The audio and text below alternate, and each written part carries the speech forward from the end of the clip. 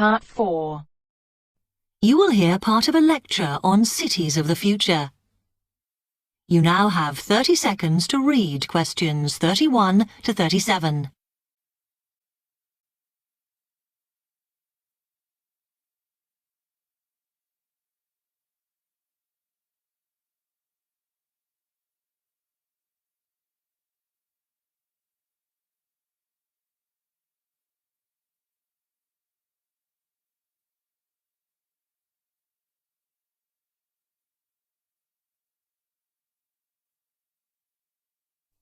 Okay, we've been looking at how societies will develop in the future and at the increase in the size of cities. So I want to talk to you today about the key considerations in these cities of the future.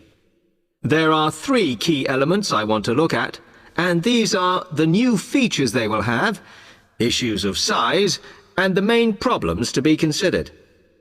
First of all, individual transportation will be a big factor in these new megacities as public transport becomes unmanageable. There'll be a huge rise in the use of segways, which are personal transporters like motorized scooters. As a result, and partly also to reduce pollution, roads will be altered so that they are narrower and will take up less of a city's space than they do currently. Naturally, this is a major change to the infrastructure, and something that may hinder it is the huge amount of investment it will require. The next thing is, what is going to happen to the commercial areas? We do not want these to become even larger concrete jungles than they are at present, so we have to look at design. And current designs for city development include building gardens on the roofs of these buildings to make a more pleasant environment for workers.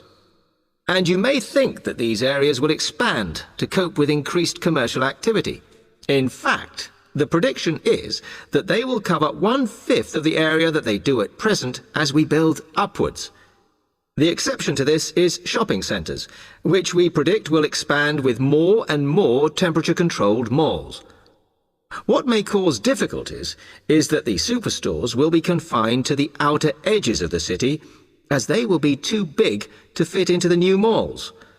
Then, of course, there are the residential areas, and these will undergo their own changes. One particular development will be houses which are built from glass, as innovations in this material allow it to provide light without causing problems with temperature inside a building. The residential areas will not be allowed to expand without limit, as happens in some areas at present, and their size will be restricted to a population of 15,000. One issue, which has yet to be resolved, and I'm not sure it ever will be, is how we manage to house older residents. They will be increasing in numbers as time goes on.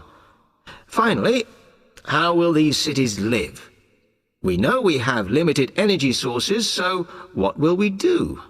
Well, something currently in development, which will be a feature, is that waste is going to become an energy source. For example, to provide gas in homes. Also, as new technology and systems are developed, we will find that energy plants will become smaller. Another energy source we could use, but one which raises issues of having enough space and too much noise, is wind farms.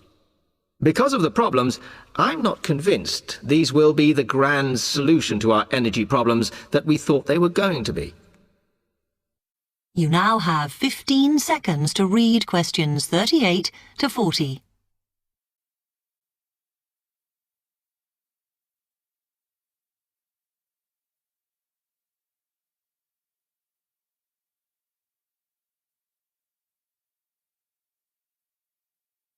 Now, moving on to looking at the social aspect of cities, we need to look at housing and how people will live.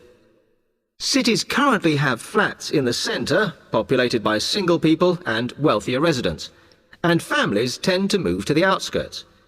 In the future, the centre of cities will see a dramatic change. We will see many more examples of cooperative buildings. This is where people join together to form a company that owns the building they live in.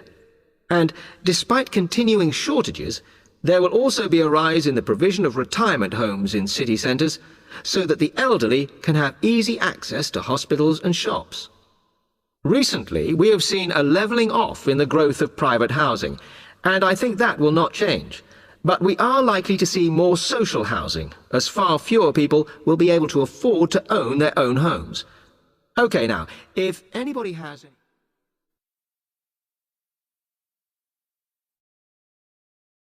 That is the end of Part 4. To check your answers,